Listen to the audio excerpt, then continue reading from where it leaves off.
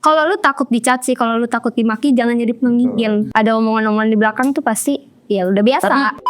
Jangan sampai mereka ngelihat standar sukses mereka ketinggian, terus itu yang membuat mereka tersiksa. Jadi mereka udah jangan terlalu berpatokan ke atas mereka itu. Bagaimana tujuan mereka yang orang-orang lain udah dapatkan. Berakit-rakit dulu berenang ke tepian. Gue kurang setuju kalau misalkan tadi lu bilang jangan terlalu tinggi-tinggi lah. Harus tahu nih gimana cara kita untuk menggapai sebuah asa dan keinginan atau capaian kesuksesan kita. Jangan ya cuma omong kosong.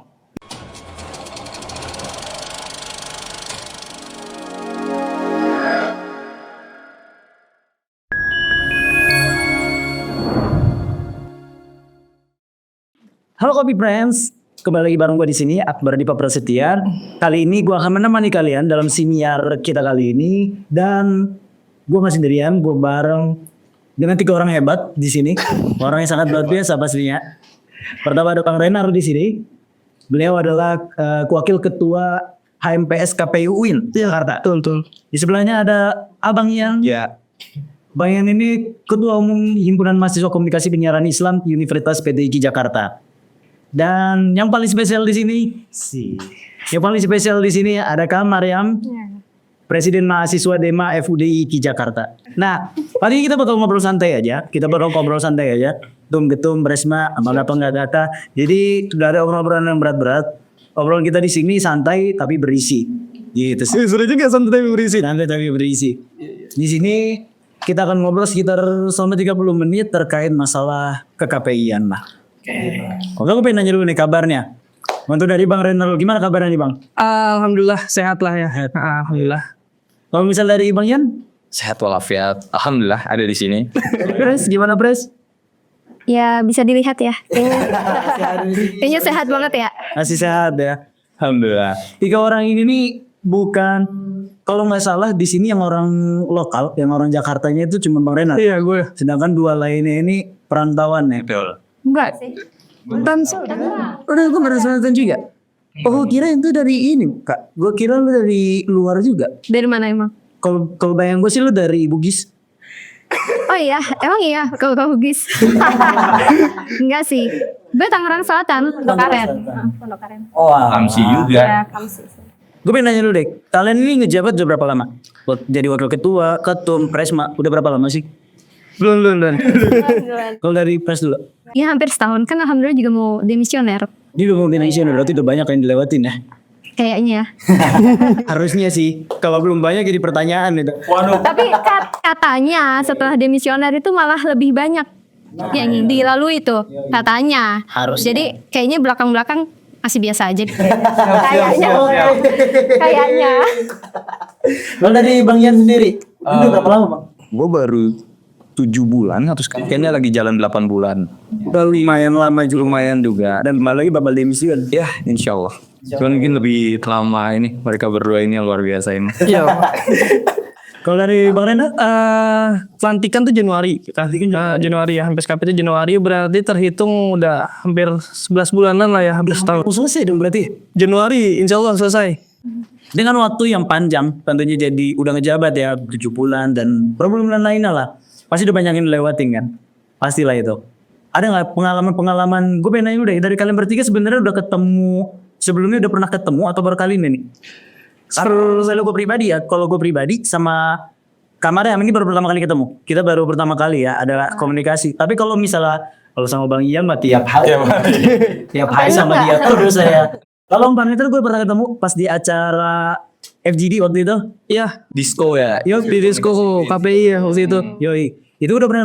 Nah kalau misalnya kalian bertiga sendiri udah pernah ketemu, udah pernah ada satu project bareng atau emang baru kali ini duduk bareng kayak gini? Kalau project bareng kayaknya belum pernah. Belum pernah. Cuman ya kita ketemu tuh, kalau gue ketemu Bang Renar juga tuh pas ini hadirin undangan gak sih? Iya paling sering gitu sih. Paling kok project bareng mau mereka berdua kan sering bareng. Saya gue sama Pres Mariam, kita tahun kemarin tuh udah punya project bareng. PT Gigi, Himakopi sama DMFUD itu udah punya project bareng, dan waktu itu juga ngundang dari UIN delegasi, dan Renar sendiri juga ikutan jadi delegasi. Project apa? Project FGD, ngadainnya di Aula IKI. Itu project kita pertama, dan ya alhamdulillah sekarang lanjut lagi kita projectan. Oh ini ada proyekan baru lagi ya? Ada, nantilah. Ini kalian tadi bilang dari Marena sendiri juga banyakan acara-acara bareng kalian. Kalau misalnya Marena sama Pres, Sama udah sering ketemu sih kita. Cuma ya itu di sela-sela acara-acara yang kita bikin antara KP yang bikin kah, KP UIN Jakarta atau DMFUD atau Himakopi. Ya sebatas kita ngobrol-ngobrol di dalam acara kegiatan atau kita ngopi-ngopi santai ya kan di Ciputat. berarti memang maksud gue kayak menjadi ketua juga harus punya koneksi kayak gitu ya. Oh iya itu harus itu betul itu. Harus gitu ya. Dari kalian udah ngejabat selama berbulan-bulan ini, pasti udah banyak yang dicapai dong sebenarnya ya. Udah banyak yang kalian targetin dari organisasi kalian sendiri, ormawa kalian sendiri, dan itu udah mulai dapat gitu. Apa yang kira-kira bisa kalian ceritain aja? Yang bisa diceritain aja. Pencapaian dari organisasi yang selama kalian jabat akhirnya dapat nih, ibaratnya gitu. Kalau dari gue berarti Himakopi ya bawahnya. Kalau dari Himakopi sebenarnya terhitung 7 bulan tuh lama dan gak lama sebenarnya. Cuman kalau untuk pencapaian terbesar, kita tuh punya goals di tahun ini tuh ya ini. Ada punya tempat buat kita studio kayak podcast sekarang ini. Jadi ini kalau dibilang perjuangan juga singkat cerita aja ya. Dulu itu kan ya namanya juga PTIG kita kurang ruangan, banyak sekali ruangan yang masih kurang, bahkan kelas juga kita masih ada hybrid online offline. Jadi untuk dapat ruangan ini tuh susahnya minta ampun. Kita dapat satu ruangan gudang di atas, udah kita bersihin segala macam. Ternyata itu bilangnya rektor datang bilangnya buat ruangan internasional. Jadi buat tamu-tamu internasional datang, nanti itu tempatnya di situ. Oke, maksud gue kan ya kita kalau udah rektor ngomong kan mau gimana ya? Ya udahlah kita ambil langkah lain. Sempet beberapa bulan itu kita diem, terus cari lagi ruangan yang ada. Alhamdulillah ada di sini. Di sini tuh juga gudang, cuman tetap lagi kita ngobrolinnya ke dekan, kaprodi, kemudian naik sampai di direktur pasca. Karena ini kan ruangan pasca ya. Dan alhamdulillah disetujuin dan ya ada donatur dan teman-teman sih sebenarnya teman-teman pengurus yang eksekutornya usaha sampai bisa jadi kayak ini sih pencapaian menurut gua. Goals gue di tahun ini untuk Himakopi udah. Dan akhirnya kecapai itu ya. Alhamdulillah. Kalau sampai dikata berhasil sebenarnya masih kurang banget nih. Cuman kalau udah sampai di titik ini gue juga ada alhamdulillah senang lah, tinggal nanti bagaimana kepengurusan selanjutnya aja yang nerusin. Kalau dari Bang Renor sendiri? Kalau dari gue sendiri sih terkait organisasi ya. Kalau di HMPSKP itu pas awal gue maju itu memang gue sama Ketum Atsal itu kita tuh menggagas sebuah visi misi yang memang di ujungnya itu kita menekankan sebuah kolaboratif. Kolaborasi antara internal maupun eksternal ya kan. Mau dari organisasi yang di dalam maupun di luar kampus. Nah itu yang kita salah satu kita tekankan. Nah dari setiap banyaknya kegiatan, proyek-proyek atau program yang kita lakukan, ini kita udah banyak banget kolaborasi sama beberapa universitas, sama beberapa lembaga-lembaga, mau lembaga itu lembaga politik, lembaga komunikasi dan lain hal sebagainya lah. Nah itu yang menjadi sebuah goals utama lah HMPSKP. Karena kalau kita berbicara tentang program ya udah gitu-gitu aja kan. Pembaharuan paling inovasi sedikit-sedikit kan template. Nah sisanya yaitu bagaimana cara kita membangun sebuah relasi untuk teman-teman yang ada di dalam HMPSKP sendiri kan. Nah itu kan berfungsi banget gitu. Buat nanti menunjang teman-teman berpikir, oh nanti gimana nih gue magang, oh gimana nih nanti kita mencari sebuah hubungan baik di luar. Itu kan yang menurut gue sama Atsal ini sebuah hal yang sangat penting dibanding sebuah program yang emang ya itu bisa kita nikmati bareng-bareng gitu. Kalau misalnya dari Pres sendiri, kira-kira pencapaian udah apa aja nih? Ya mungkin kurang lebih sama ya. Cuma kalau di Dema FUD sendiri ini kan kalau masyarakat FUD ini kan paling banyak di antara fakultas yang lain ya di Institut Ilmu Puraniku Jakarta itu. Jadi kita tuh mau menekankan lebih ke bersamaannya gitu loh. Jadi nggak sekedar pengurus cuman ngadain proker yang mau-mau aja tuh enggak. Tapi kita mau proker kita tuh tepat sasaran, benar-benar tepat sasaran. Nah kita itu jadi kita deketin pentolannya dulu nih dari pentolan. Tapi biasanya setiap angkatan itu pasti selalu ada yang kayak gitu ya? Iya pasti. Nah kalau semisal pentolan pun ini nggak ada apa ya namanya, nggak ada gerakannya juga, kita deketin langsung ke Kosma. Kosma itu kayak ketua kelas gitu loh. Nah dari bincang Kosma itu kita mengumpulkan seluruh Kosma, kita kumpulkan apa sih maunya mereka gitu kan?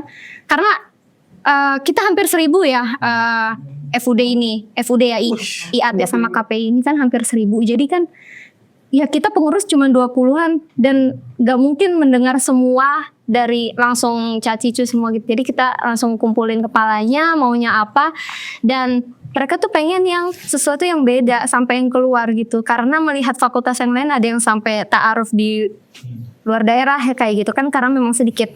Nah, kita mencoba hal itu dan alhamdulillah kemarin terlaksana. Itu yang baru ya. Walaupun sebenarnya sederhana kayak sekedar lomba badminton aja gitu, tapi itu sesuatu yang baru gitu sampai fakultas yang lain tuh pengen meniru gitu karena kebersamaan dari masing-masing semua seluruh prodi kita IAT maupun KPI itu ikut serta, dan itu kayak di ini banget sih sama Bu ya atas salah. Tapi sebenarnya kalau misalnya lihat dari jawaban kalian bertiga tadi, itu kalian punya 3 strategi berbeda kalau dari yang gue lihat ya. Kalau Bang Ian, strateginya tuh lebih ke gimana caranya membangun relasi sama yang di atas. Gimana cara ngebangun relasi sama yang di atas ini bisa baik gitu. Sedangkan kalau misalnya Bang Renar, itu gimana cara ngebangun dengan relasi yang di luar itu bisa lebih baik. Tapi kalau misalnya Pres, itu lebih gimana caranya di dalam yang lebih baik gitu. Ini 3 cara yang berbeda yang dalam satu tempat semuanya kebuka.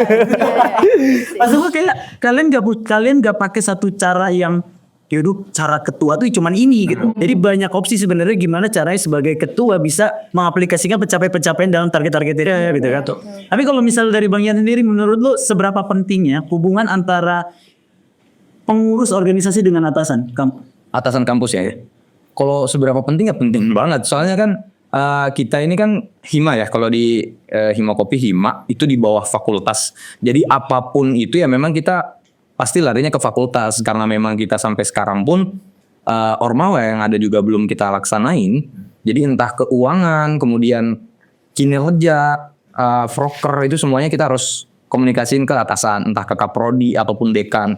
Karena ya logikanya kalau misalnya kita udah cacat komunikasi sama mereka, udah uang mereka yang pegang, mereka nggak mau ngasih kita uang dong ya. Dan karena itu juga akhirnya dimudahin lah kita kalau misalnya mau ada kegiatan, terus mau ada cari tempat, dan kayak di sini pun alhamdulillah itu dibantu full sih, eksekutornya kita, cuman buat donatur segala macam itu memang atasan yang bantu cari keluar. Itu gue ngerasa itu pendekatan memang atas sama atas itu emang penting banget sih. Kalau misalnya dari Bang Renar, tadi lu bilang bahwa HMPS KPI UIN itu kerjasama bahkan bukan cuma sama universitas, kalian bekerja sama lembaga-lembaga. Dan tadi tertarik ketika lu bilang lembaga politik. Lembaga politik apa? Kalau misalnya space. Sebenarnya kita yang udah berjalan itu ada satu lembaga, itu namanya Politika Research and Consulting. Nah kita berusaha lah bikin sebuah FGD, diskusi-diskusian lah untuk mahasiswa-mahasiswa. Ya kita sadar lah sebuah diskusi itu kan penting ya untuk menambah intelektual mahasiswa. Nah salah satu yang kita terfokuskan itu memang selain komunikasi ya tentang politik kan, komunikasi politik. Kita harus tahu nih gimana politik ini bermain dalam dunia mahasiswa lah. Nah ini sebuah pencapaian yang menurut gua ya sangat mumpuni lah buat teman-teman yang di dalam KPI sendiri. Nah kedua yang lagi on proses, yang lagi kita rancang lah, kita udah lagi jalan kerjasama sama komisi.co. Nah itu sama kayak yang PRC, kita mau ngebuat sebuah diskusi nanti ya ranahnya ke ranah politik juga kan. Kalau kemarin kita ngebahas tentang pilkada atau pemilu, mungkin nanti kita ngebahas tentang pemerintahan sekarang gitu. Pres, lu kan perempuan yang dimana walaupun sebenarnya gue tahu maksudnya lu membawahi kebanyak dari IKI juga tuh universitas khusus perempuan juga, institut khusus perempuan. Tapi kan sebagai perempuan tentu punya tantangan tersendiri dong, dimana kalau ya kita tahu lah bahwa stigma kebanyakan tuh pemimpin tuh ya laki-laki gitu. Jadi lu ngejalanin kepemimpinan dengan pemimpin perempuan ini gimana? Maksud gue kayak apakah ada lu punya cara tersendiri, ada pengalaman tersendiri? Aja ya, nggak mandang begitupun kalau saya di luar saya kan tuh gue di luar juga kan dalam kepanitiaan kecil itu kan kita juga kebiasaan jadi koor atau semacam kayak gitu ya sama aja. Jadi kayak mungkin perbedaannya lebih mengedepankan perasaan ya kan perempuan lagi-lagi tentang perasaan, jadi tuh lebih ke people please ya, nggak enakan gitu. Iya, cuma itu sebenarnya sesuatu yang kalau bisa jangan deh gitu, karena ya kalau lagi-lagi mengedepankan itu nggak akan bisa jalan gitu. ya enak-enak aja. Jadi aman aja ya. Aman lah. Kalau misalnya gini, secara umum, gue pengen secara yang lebih luas lagi. Definisi sukses menurut kalian apa? Karena maksud gue, selama kalian ngejabat, dengan tadi kalian bilang pencapaian-pencapaian, dan dari pencapaian yang kalian ceritain itu, udah tergapai semua. Hampir tergapai semua. Mungkin masih ada beberapa pencapaian yang masih belum tergapai ya. Tapi, udah banyak yang tergapai. Ketum dengan Bang Ian dengan studionya, terus Bang Renar dengan kolaborasinya, dan juga Pres Mariam dengan kekuatan di dalamnya, relasi dalamnya. Nah, sukses menurut kalian itu apa? Apakah cuman dengan ngejar target itu terus capai udah itu sebagai bentuk sukses, atau lebih dalam lagi sukses menurut kalian? Kalau dari Bang Renar sendiri? Sukses ya. Sukses itu kan sangat subjektif ya. Setiap orang beda-beda gitu pandangan tentang suksesnya. Karena sukses itu adalah sebuah kondisi di mana seseorang merasa dirinya berhasil mencapai sebuah tujuan, mencapai sebuah cita-cita. Entah itu cita-cita dalam hidup atau cita-cita dalam sebuah organisasi. Yang kalau kita nanya orang kaya, ya orang kaya belum tentu dia merasa dirinya sukses. Ya kan, karena itu kan kepuasan. Kepuasan itu berbicara tentang, oh dia belum berhasil nih ternyata buat mencapai kekayaan yang dia punya. Nah kalau kita berbicara tentang sukses juga ya kayak gitu. Jadi kalau misalnya gue bilang gue udah sukses atau belum di sebuah organisasi, bisa dibilang udah, bisa dibilang belum. Gitu, karena ada beberapa pencapaian yang belum tercapai dan ada beberapa pencapaian yang udah tercapai. Jadi karena sifatnya sangat subjektif, sukses itu ya melambangkan bagaimana kepuasan diri sendiri dan bagaimana kepuasan orang-orang yang ada di sekitar kita. Kalau dari gue bener sih sama yang tadi Renar sampein, kalau itu tergantung kepuasan, dan sukses ini kan tergantung takaran masing-masing ya. Tergantung takaran masing-masing orang. Kalau dibilang kepuasan, gue bakal puas kalau misalnya ini sekarang masih proses juga kan, ongoing juga. Kalau apa yang udah gue dapetin sekarang itu bakal berdampak ke di bawah gue, regenerasi di bawah gue dan di bawahnya lagi.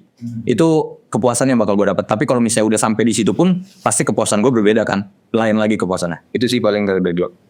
Jadi Pres, Kalau menurut gue tentang sukses ini kan gak hanya hasil akhir ya yang terlihat gitu, tapi ada kepuasan internal dari kita, bagaimana kita menghadapi masalah kayak gitu. Jadi diri kita pokoknya menjadi lebih baik gitu. Tapi menurut gua sukses itu, contohnya gini aja, proker kecil bisa dibilang sukses. Itu yang sering gue tekanin ke anggota gua. Proker itu dikatakan sukses apabila proker itu tepat sasaran, benar-benar dirasakan oleh yang ikut proker itu gitu. Jadi nggak cuma pengurus tapi orang-orang yang ikut. Jadi kalau kita dengar acaranya bagusnya itu kayak gimana gitu. Apakah benar-benar langsung dia terima dan dia bisa merealisasikan itu gitu, atau bahkan dia setelah acara itu dia langsung benar-benar langsung gue jadi, misalkan kayak pelatihan DAI kemarin itu kan banyak kan, langsung benar-benar jadi pendakwa semua, benar-benar langsung buat video 1 menit, dan itu kata narasumber kita juga itu udah bagus, udah jadi semua Kak, kayak gitu. mungkin ada pesan-pesan buat mereka yang sekarang lagi pengen menggapai suksesnya. Mungkin dari Pres dulu deh, dari kita apa? Dari Pres. Ya, poin pertama yang harus mereka pahami itu ya, mereka harus tahu diri mereka sendiri sih. Kapasitas mereka itu sampai mana, tujuan mereka itu hidup untuk apa. Terus mungkin kita juga bisa mempertimbangkan perkataan orang lain juga gitu. Dan itu nggak semua diterima. Itu beneran real mereka yang mau atau orang lain kan, karena kita nggak bisa kan melakukan sesuatu di luar kendali kita gitu kan. Kurang ya. Dan lu ada omongan-omongan dari luar yang kadang-kadang mempengaruhi lu. Wah itu gue nih sebagai pres, sebagai gue Pres, mahasiswa gitu. ya, namanya kalau seorang pemimpin ya Pasti ya. iya pasti. Kan kalau ibaratnya gini, kalau lu takut dicaci, kalau lu takut dimaki, jangan jadi pemimpin. Iya benar-benar. Jadi kalau pemimpin ya resikonya pasti udah sering ada omongan-omongan di belakang tuh pasti ya udah biasa. Tapi tertarik tadi sama yang lu bilang bahwa ada omongan-omongan di luar ini gak semuanya bisa lo ambil. Tapi berarti kan ada beberapa yang bisa lo ambil. Ini cara memisahinnya gimana? Omongan yang Ya melihat kapasitas diri lu sendiri gitu. Kalau gue nggak bisa dan gue nggak mau, ya buat apa gue ngelakuin gitu. Kalau misalnya dari Bang Ian, Kalau sukses buat anak-anak ya. yoi, mungkin pesan lo buat mereka. Kalau dari gue kan tadi yang disampaikan Pres Mariam juga mengetahui tujuan hidup lah, punya goals masing-masing ya, pencapaian mereka sukses. Terus tadi yang disampaikan Akbar juga Jangan sampai mereka ngelihat standar sukses mereka ketinggian, terus itu yang membuat mereka tersiksa. Menurut gua, kalau misalnya mereka udah punya standar suksesnya, udah punya tujuannya, udah punya goalsnya, tetap dikejar. Cuman kalau udah sampai ngerasa diri tersiksa, itu bisa ngalihin sudut pandang. Jadi mereka udah jangan terlalu berpatokan ke atas mereka itu. Bagaimana tujuan mereka yang orang-orang lain udah dapatkan. Mereka bisa lihat sedikit ya tingkatan di bawah mereka, dan itu udah buat mereka kayak, oh ternyata gue udah ini loh. Ternyata gue udah bisa refleksi diri. Mereka udah bisa kayak, oh ternyata yang selama ini gue kejar, mungkin gue masih proses nyampe itu, atau ada mungkin juga emang gue nggak bisa nyampe itu. Tapi gue udah setidaknya gue udah satu tingkat di atas orang-orang loh. Ada gitu. Menurut gue gitu sih. Kalau untuk teman-teman yang ya itu yang kembali lagi cara mungkin overthinking apa segala macam itu. Lalu Bang Rena, Ada sebuah pepatah ya, berakit-rakit dulu berenang ke tepian, ya kan? Gue kurang setuju kalau misalkan tadi lu bilang jangan terlalu tinggi-tinggi lah. Karena kan kalau kita nggak sakit, kita nggak bakal seneng. Ya kan tadi sesuai pepatah tadi, kalau nggak sakit dulu, ya senengnya kapan gitu kan. Jadi kalau kata gue, ya Belgia aja sih. Mau apapun apa yang ingin lu gapai, apa yang lu ingin kejar, asal tadi satu, tahu kapasitas diri, tahu kemampuan diri. Ibaratnya kita jangan sampai kita berperang gak punya senjata, ya kan? Harus tahu nih gimana cara kita untuk menggapai sebuah asa dan keinginan atau capaian kesuksesan kita. Jangan ya cuma omong kosong. gitu.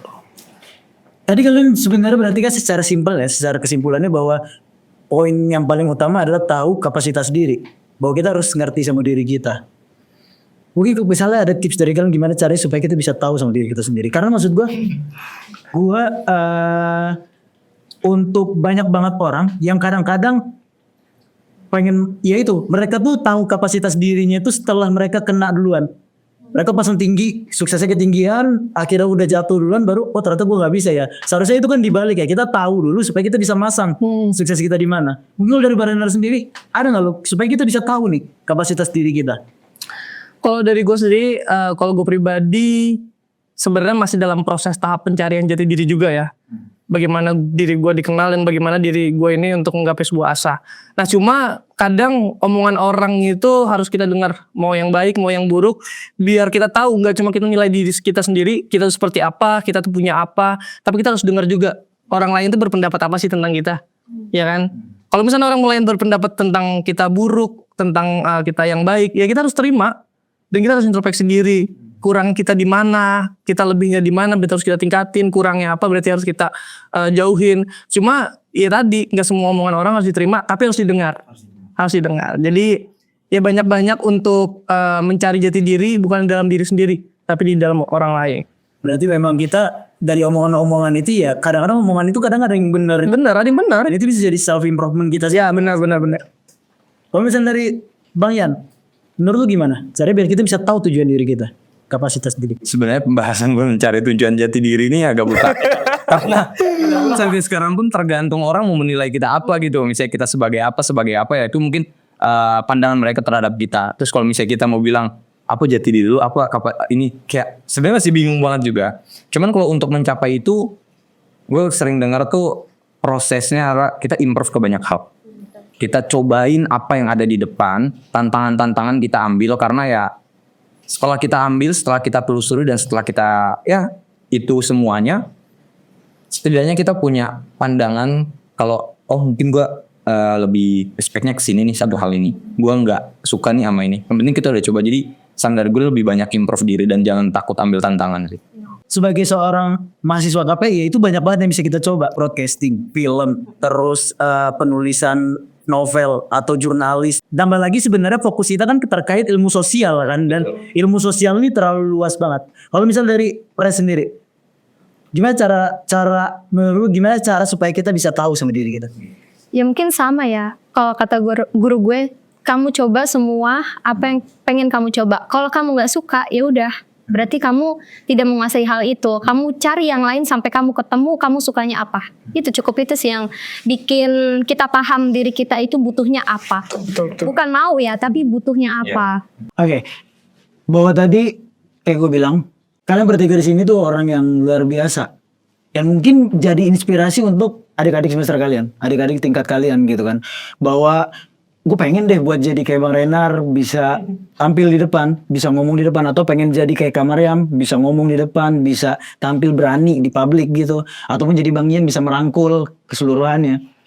Tapi yang jadi pertanyaan gue adalah siapa yang menginspirasi kalian dalam memimpin, dalam dunia kepemimpinan ini? Ada nggak kalian punya satu role model yang kayaknya ini nih yang inspirasi gue, inspirator gue?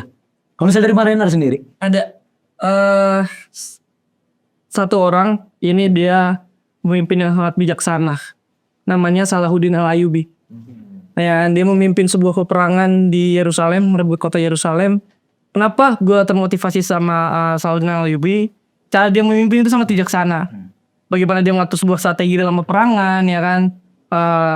Strategi yang sangat matang gitu sebelum adanya peperangan yang di Yerusalem itu, untuk latihan fisik dan lain hal sebagainya. Terus menentukan sebuah keputusan yang sangat bijaksana, mengajukan sebuah perdamaian kepada musuh. Nah itu menurut gue satu hal yang sangat memotivasi lah, bagaimana cara gue ini untuk mempersiapkan sebuah organisasi harus punya landasan dulu nih, bekalnya dulu, dan mempersiapkan teman-teman yang ada di belakang gitu. dan cara kepemimpinan dari Salahuddin Al-Ayyubi itu yang akhirnya bisa menggapai target dia, kemenangan itu. kemenangan Yerusalem gitu. Kalau misal dari Bang Ian, Kalau gue role model dari apa, entah yang orang-orang ternama apa segala macem, beberapa, cuman gue nggak ada patokan satu khusus.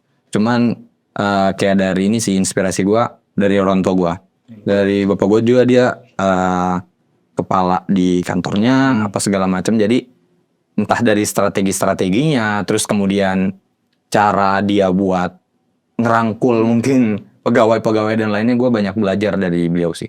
dan itu turun. Maksud gue Ya. itu berasa dengan lu memimpin sekarang, bahwa cara lu ngerangkul yang lain itu sangat berasa gitu. Itu mungkin turunan berarti. Semoga. Kalau misalnya dari Pres sendiri, siapa inspirator IBK? Sebelumnya jangan ini ya, we listen and we don't judge. Sebelumnya nih ya, karena separuh, setengah hidup gue itu gue itu K-popers. Oke. Gue dan K-popers ini Oh maksudnya nggak ketawa. Don't judge. dan K-popers gue itu cuman suka satu grup doang, namanya EXO. Mungkin kalau teman-teman tahu EXO. Karena kebetulan waktu COVID itu mereka lagi hiatus, jadinya yang naik sebelah lah itu, sebelah yang naik. Gue mau disebut. Leadernya ini bisa gue bilang menginspirasi gue, karena dari awal mereka jadi artis ya, jadi EXO S group itu, mereka tuh banyak melewati dinamika yang entah tiba-tiba membernya keluar, kan awalnya 12. Aduh gue ceritain. Tapi memang begitu ya. Terus mereka hadapi fans luar negeri, karena mereka itu nggak promosi di Amerika, tapi mereka punya nama di Amerika gitu.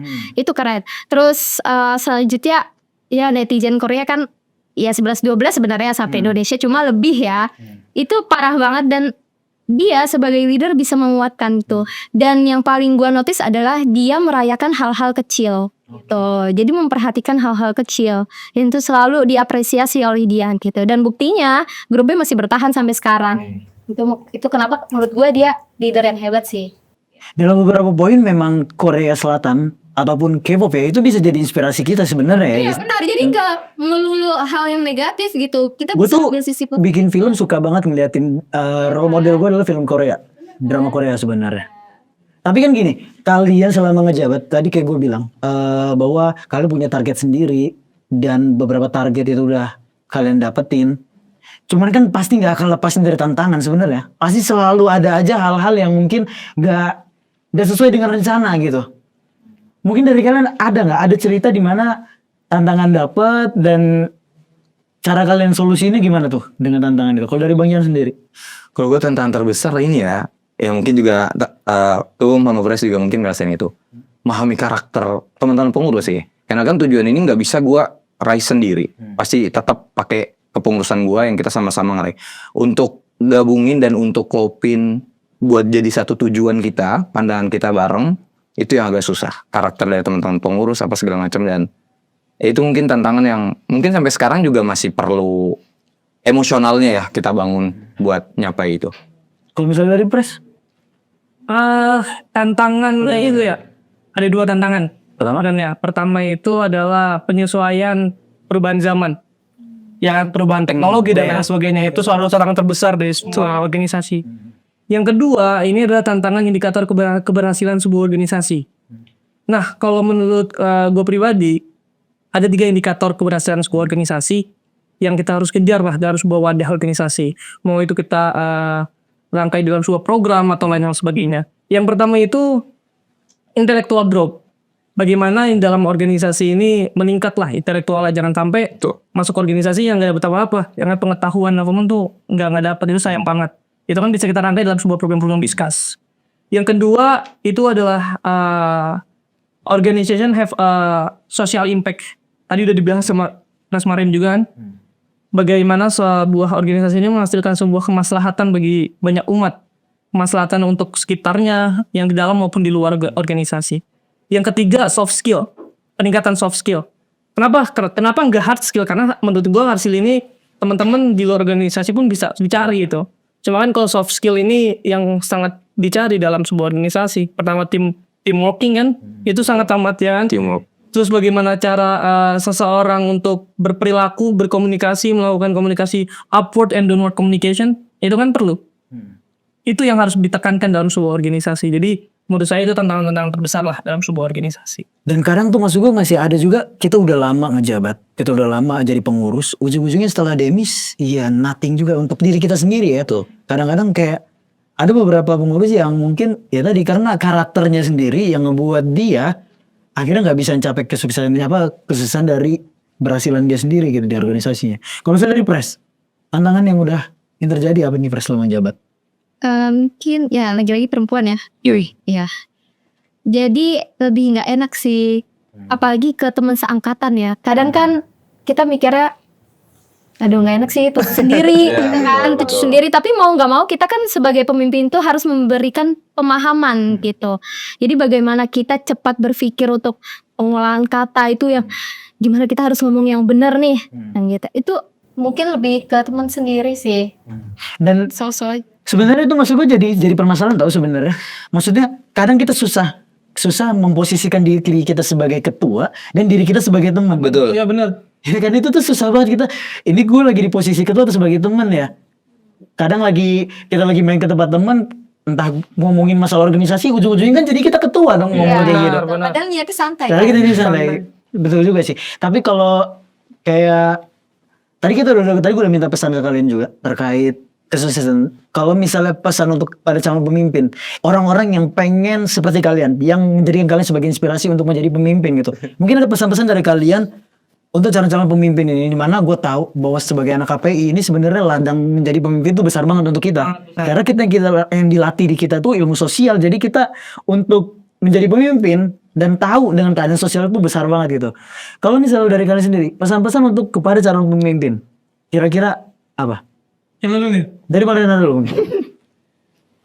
Tahun 1925 waktu itu Kasman Singodimeju bilang, Leiden is Leiden. Ya, Leiden is Leiden. Pemimpin itu harus menderita. Kalau pemimpin itu nggak menderita, belum berhasil menjadi seorang pemimpin. Laluin semua hal yang memang menjadi tantangan, mau itu disukai banyak orang, mau gak disukai oleh banyak orang, itu adalah sebuah tantangan pemimpin. Cari segala inovasi-inovasi yang ada, jangan mudah menyerah dan lakukan segala bentuk perubahan dan tindakan kemajuan. Leiden is Leiden. Leiden is leader. Leiden is Leiden. Itu Demis kuat banget itu. Karena maksud gue, kadang orang-orang ngejar buat jadi pemimpin, tapi ketika udah jadi pemimpin dan menderita dia kayak, aduh kok kayak gini ternyata ya, kok kayak gini. Padahal ya memang itu seharusnya. Ngeluh boleh, Nggak apa-apa, lu wajar manusia. Tapi lu harus sadar bahwa ya ini pilihan yang lu ambil gitu kan. Kalau misalnya dari Ketum, dari Bang Ian. Jadi pemimpin kan banyak juga plus minusnya ya, banyak plus minusnya. Terkadang banyak tuh kita pengen jadi seorang pemimpin yang kita terlalu lihat itu plusnya terus. Kayak kita dapat panggung banyak, kita pengembangan skill kita di public speaking mungkin karena setiap ada acara mungkin kita sambutan apa segala macam dikenal orang-orang. Ya itu nilai plus aja, tapi yang perlu kita pikirkan itu minusnya ini. Entah lu harus siap dibenci, lu harus siap nggak dikasih apresiasi, lu harus siap diomongin dari belakang segala macam. Ya tadi bener harus siap menderita. Dan pesan gue buat teman-teman yang lingkup organisasi ya, pengen jadi ketua atau apa, lu harus siap 50% hidup lu diambil oleh organisasi. Jadi Kalau misalnya lu pengen jadi pemimpin tadi ya, kuat banget itu. Kalau misalnya dari Pres, Ya sebenarnya pemimpin ini bukan ajang untuk keren-kerenan doang ya. betul. Gitu. Karena memang di balik keren itu banyak beban ya ditanggung, perlu dipertanggungjawabkan. Terus juga kalau kata Ali bin Abi Thalib, kita sebagai pribadi itu jangan membuat orang menyesal karena mengenal kamu, tapi buatlah orang lain menyesal karena kehilangan sosok kamu, gitu. Jadi sih yang perlu ditantan untuk pemimpin gitu kan, bagaimana kita, karena berbicara tentang pemimpin itu kan kita berbicara tentang sosok kan. Ya, jadi kita harus membentuk diri kita mau menjadi pemimpin seperti apa, itu ya mulai dari diri sendiri. Oke. Jadi secara kesimpulan ya, bahwa menjadi pemimpin itu ya harus siap untuk menderita. betul. Dan harus tahu bahwa ya lu jadi pemimpin itu bakalan nanti ada minusnya juga. Dan ya harus bisa kuat dengan dirinya sendiri juga kan. Iya, jangan mau jadi pemimpin kalau kalian nggak mau dicaci, dimaki. Kayak Benar. Bahwa memang jadi pemimpin itu seksi banget kelihatannya. Enggak. Enggak ya? Kalau menurut lu enggak? Jadi pemimpin enggak? Karena kebanyakan pemimpin sekarang ini dilihat sebagai ajang unjuk gigi. Ya kan? Iya, Kadang-kadang benar, gitu. benar. Cuma yang kalau gue tekanin sama teman-teman yang lain juga, jangan pernah berusaha untuk mencari hidup dalam organisasi, tapi berusaha untuk Menghidupi organisasi. Oke, kayaknya udah lebih dari 30 menit. Kita bisa cukupin untuk pembahasan kita kali ini. Tadi udah banyak masukan dari orang-orang luar biasa ini. Mereka bukan orang-orang yang sembarangan gitu. Dan gua rasa untuk menjadi level mereka sekarang, itu pasti butuh perjuangan. Ada yang namanya pengorbanan. Nggak bisa kita melihat mereka, wah enak ya jadi ketua, tinggal duduk-duduk aja nyuruh sana sini. Pasti ada beberapa hal yang mereka nggak bisa buka dan itu harus mereka pendam, dan ya banyak kan yang harus mereka korbanin lah. Dan menurut gue sebagai mahasiswa KPI, kita semua bisa buat gapai itu dengan cara kita sendiri. Betul. Mungkin bukan menjadi sebagai ketua organisasi di KPI-nya, tapi ketua-ketua di lainnya. Dan ya pesan-pesan dari mereka untuk tidak berhenti explore, untuk tahu sama kapasitas diri dan gapai sukses itu, semoga bisa jadi poin penting di pembicaraan kita kali ini. Mungkin itu aja untuk siniar kita kali ini. Terima kasih banyak buat Coffee Friends semuanya yang udah mendengarkan. Untuk sosial media, untuk nemuin dari FUDIK dulu, bisa temui FUDIK ini di mana?